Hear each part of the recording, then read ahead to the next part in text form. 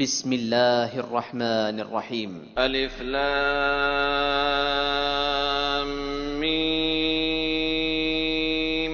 ذلك الكتاب لا ريب فيه هدى للمتقين الذين يؤمنون بالغيب ويقيمون الصلاة ومما رزقناهم ينفقون والذين يؤمنون بما أنزل إليك وما أنزل من قبلك وبالآخرة هم يوقنون أولئك على هدى من ربهم وأولئك هم المفلحون. إن الذين كفروا سواء عليهم أأنذرتهم أم لم تنذرهم لا يؤمنون ختم الله على قلوبهم وعلى سمعهم وعلى أبصارهم غشاوة ولهم عذاب عظيم. ومن الناس من يقول آمنا بالله وباليوم الآخر وما هم بمؤمنين يخادعون الله والذين آمنوا وما يخدعون إلا أنفسهم وما يشعرون.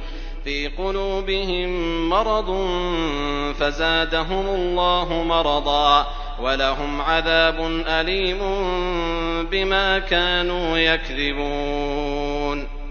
وإذا قيل لهم لا تفسدوا في الأرض قالوا إنما نحن مصلحون ألا إنهم هم المفسدون ولكن لا يشعرون.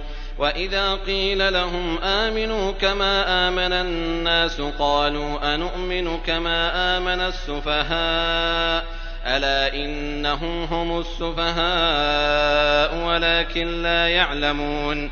وإذا لقوا الذين آمنوا قالوا آمنا وإذا خلوا إلى شياطينهم قالوا إنا معكم إنما نحن مستهزئون الله يستهزئ بهم ويمدهم في طغيانهم يعمهون. أولئك الذين اشتروا الضلالة بالهدى فما ربحت تجارتهم وما كانوا مهتدين. مثلهم كمثل الذي استوقد نارا فلما أضاءت ما حوله ذهب الله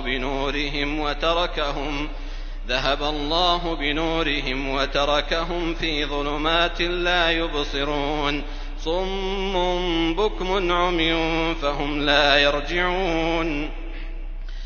أو كصيب من السماء فيه ظلمات ورعد وبرق يجعلون أصابعهم في آذانهم من الصواعق حذر الموت والله محيط بالكافرين.